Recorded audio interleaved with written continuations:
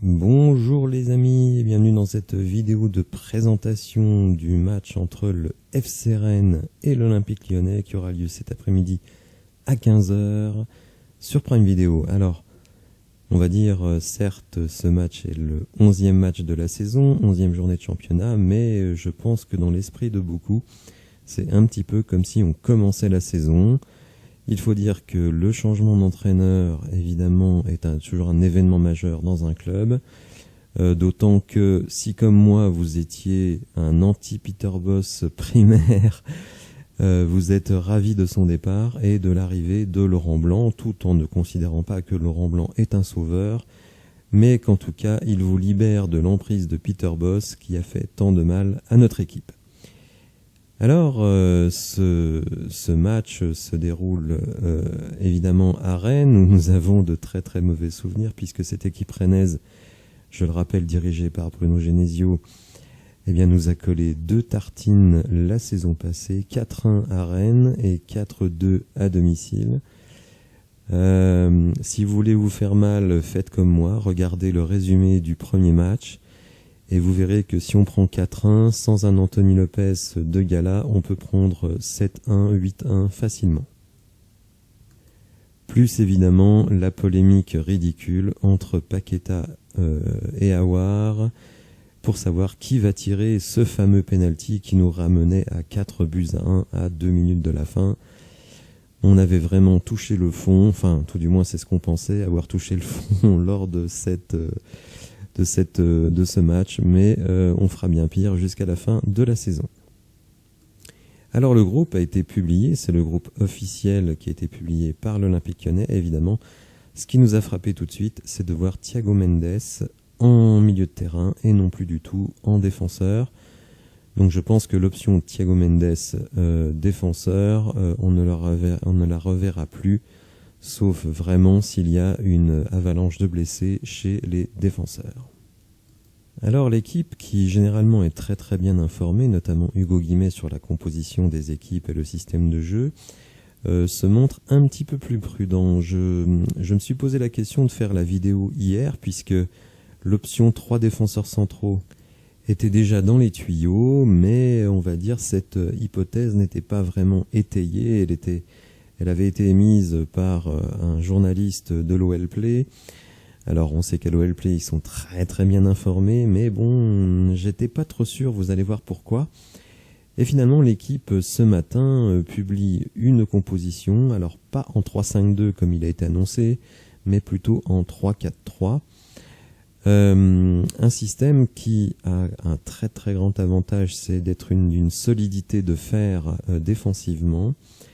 Et vous allez voir que Laurent Blanc a malgré tout ajouté une note créative dans cette équipe pour pouvoir animer l'attaque. Mais néanmoins, il y a quand même des surprises très très importantes dans cette composition et on va passer ça en revue. Alors attention, c'est la composition probable de l'équipe, ça ne veut pas dire que ce sera la composition définitive, mais je pense que l'équipe doit avoir quand même les grandes tendances de ce que veut faire Laurent Blanc.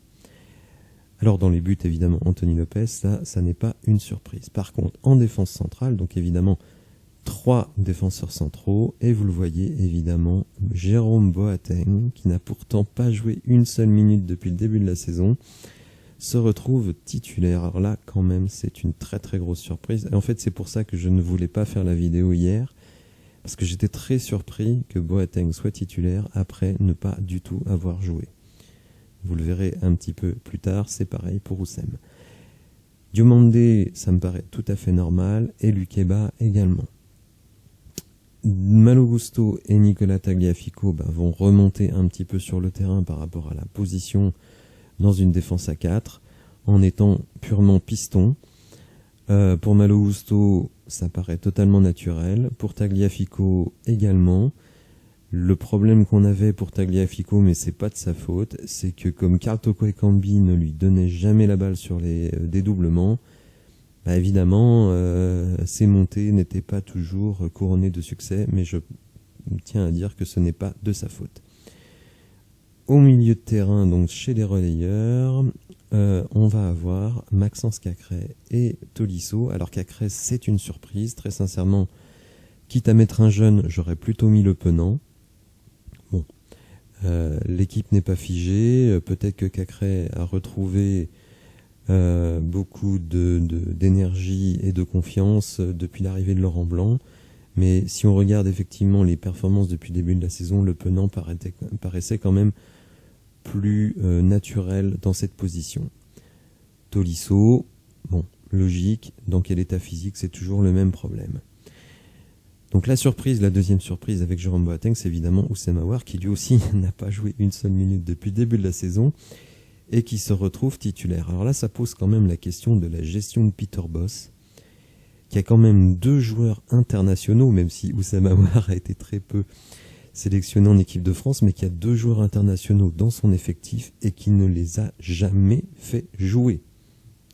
Là, franchement, je suis très surpris, d'autant que ce sont des postes où on a des manques, à la fois en défense centrale et notamment en termes de taille. Rappelez-vous, c'est quelque chose qui a été très souvent souligné par moi et par donc Laurent Blanc, le problème de taille et de puissance physique dans cet effectif.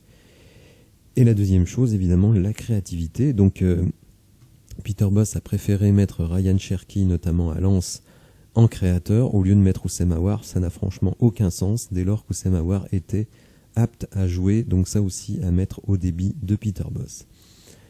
Évidemment, on retrouve Moussa Dembélé et Alexandre Lacazette en position d'attaquant. Est-ce que Alexandre va plutôt jouer plus bas et laisser vraiment le front de l'attaque à Moussa Dembélé? Dans ce cas-là, on aurait un 3-4-2-1. À mon avis, on va plutôt aller vers ça. Mais ce n'est pas sûr. Alors, on peut évidemment souligner quand même, vous voyez, vraiment le double rideau défensif que nous allons aligner, mais un double rideau défensif qui n'en est pas moins intéressant dans la transition offensive, puisqu'évidemment, vous avez un peu moins de créateurs dans le milieu de terrain, même si Oussem Aouar arrive, mais vous avez des gars qui sont totalement capables de déborder et de venir alimenter, notamment Moussa Dembélé, et si Lacazette joue plus bas, lui aussi sera dans la création. Évidemment, les points d'interrogation ne manquent pas, puisqu'effectivement, dans quel état est Oussem Aouar et Jérôme Boateng? Alors vous le savez, désormais, on a des outils très pointus de data pour savoir dans quel état athlétique sont les joueurs, et je pense que Laurent Blanc, qui a beaucoup insisté sur la condition physique, s'il les met sur le terrain, c'est qu'ils sont aptes à jouer, mais là aussi, je renvoie au questionnement. Pourquoi n'était-il pas sur le terrain dans les matchs précédents? Le deuxième point d'interrogation, évidemment, c'est la profondeur dans les ailes. Et oui, la défense à 3 implique que les milieux de terrain soient capables de tout de suite compenser les montées des pistons. Donc ça, c'est une vraie interrogation. Est-ce qu'on va être capable de le faire? Parce que vous imaginez bien que si Cacré ne compense pas Gusto, c'est Diomandé qui sort. Et là, ensuite, on n'a plus que 2 défenseurs. Donc là, il faut vraiment que Cacré et Tolisso soient extrêmement disponibles pour venir compenser. C'est ma seule vraie interrogation sur ce système de jeu. Bon, je rappelle qu'il y a quelques mois, j'avais fait, donc à la fin juillet, une vidéo sur la tentation de la défense à 3. Donc je me rends compte que Laurent Blanc a la même vision. Évidemment, ce système de jeu est très pénalisant pour 2 joueurs qui étaient pourtant des intouchables du début de saison. Du côté gauche, Karl Toko Ekambi, et d'ailleurs dans ma vidéo sur la défense à 3, je voyais l'intérêt de jouer de cette manière-là pour retirer Karl Toko Ekambi du 11 titulaire.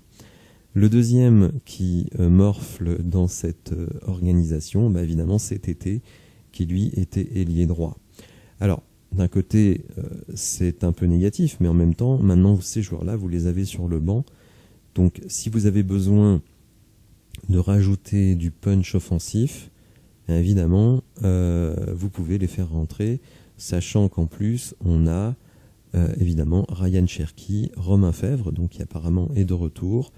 Donc, il y a quand même des solutions si, par exemple, on est mené et qu'on veut revenir dans le jeu, dans le match. Alors, petite critique, mais bon, on va voir ce que ça va donner, mais effectivement, on part quand même sur une équipe qui va pas forcément être dominante avec le ballon, plutôt une équipe de contre. Et là, bon, la présence de Moussa Dembélé, autant j'apprécie Moussa Dembélé sur du jeu placé, autant sur du jeu de transition, je suis quand même plus mesuré. Donc on aurait peut-être pu imaginer d'avoir un numéro 9 plus rapide. Après, la présence de Moussa Dembélé vient confirmer la volonté de Laurent Blanc d'avoir une équipe beaucoup plus physique, beaucoup plus athlétique, puisque désormais sur les coups de pied arrêtés, donc vous avez Dembélé, vous avez Tolisso, vous avez Lukeba, Boateng et Diomandé qui viennent apporter de la taille et de la puissance dans le jeu de notre équipe. Alors il est clair que Rennes, depuis les 4-5 dernières années, est devenue quand même une équipe régulière dans la performance en Ligue 1 et que nos face-à-face vis-à-vis de cette équipe ne tournent pas vraiment en notre faveur, puisque vous le voyez, sur les 6 derniers matchs face à Rennes, nous n'avons qu'une seule victoire, donc une petite victoire à domicile 1-0. Je crois d'ailleurs que c'était un des tout premiers matchs de Bruno Genesio lorsqu'il avait remplacé Julien Stéphan, et que sinon on n'est pas à la fête face à cette équipe de Rennes, qui nous a même battus plusieurs fois à domicile, 3 fois lors des 6 derniers matchs. Et donc évidemment l'année dernière, l'avalanche de buts que l'on a pris face à nous. Alors dans les dynamiques du moment, là aussi elle n'est pas du tout en notre faveur, puisque nous évidemment nous restons sur 4 défaites et 1 nul, alors que Rennes a 4 victoires et 1 nul à Marseille, ce qui évidemment est une très bonne chose. Et si on descend plus bas, vous voyez que ça fait très longtemps que cette équipe de Rennes n'a pas perdu. Elle n'a pas perdu face à n'importe qui, puisque c'était Lens, donc qui a encore gagné hier et qui confirme son début de saison tonitruant. Donc vous le voyez, cette équipe de Rennes, une équipe en très grande forme. Alors il faut aussi, on va dire, relativiser toutes ces performances, puisque vous voyez ici, c'est quand même victoire face à Brest, face à une équipe grecque, face à Auxerre. Alors certes, le nul à Marseille est une bonne prestation, mais victoire à Strasbourg qui n'a qu'une victoire depuis le début de la saison. Kiev qui est une équipe quand même très moyenne, que nous-mêmes nous avons battu en préparation. Et évidemment, équipe ukrainienne qui doit faire face à la guerre avec la Russie et des entraînements extrêmement perturbés. Et une rouste face à Nantes, Nantes qui est au fond du trou. Alors jusqu'à présent, les résultats du week-end ne nous sont vraiment pas favorables, puisque Lille s'est imposé très brillamment 3-0 face à Strasbourg, et que Lens a battu Montpellier, qui sera notre prochain adversaire après Rennes. Donc évidemment, pour nous, avec nos 14 petits points, il va falloir faire quelque chose, ramener au moins un point. Moi, franchement, je serais très très satisfait si on ramène un point de Rennes, parce que j'ai beaucoup de respect pour cette équipe et je pense que son classement actuel ne reflète pas vraiment sa valeur. Alors cette équipe nous a fait beaucoup de mal et pour le coup, on la connaît très très bien, d'autant qu'elle a en son sein plusieurs anciens de nos joueurs, évidemment Amine Gouiri et Martin Terrier. Cette équipe a fait un recrutement vraiment réussi avec Kalimundo et bien sûr le défenseur central Théâtre qui est un peu leur denaillère à eux. Et j'ai vu cette équipe jouer donc jeudi et le jeune Wu qu'on connaissait pas avant le match et qui a fait une prestation de très bon niveau. C'est d'ailleurs lui qui met le but de la victoire. Sur un corner, donc évidemment il faudra être très très vigilant sur les coups de pied arrêtés. Je pense d'ailleurs que c'est ce qui a présidé pour Laurent Blanc face aux coups de pied arrêtés de Rennes, d'aligner une équipe de grande taille. Bon, sinon c'est une équipe qui est très cohérente, qui joue ensemble depuis déjà pas mal de temps, même si Théâtre et Wu c'est une nouvelle paire de défenseurs centraux, mais ça tourne plutôt bien et ça monte plutôt en puissance. Soyons clairs, la tâche va être extrêmement délicate, d'autant que vous le voyez ici, on est la dernière équipe de Ligue 1 à l'extérieur, ce qui est quand même une infamie.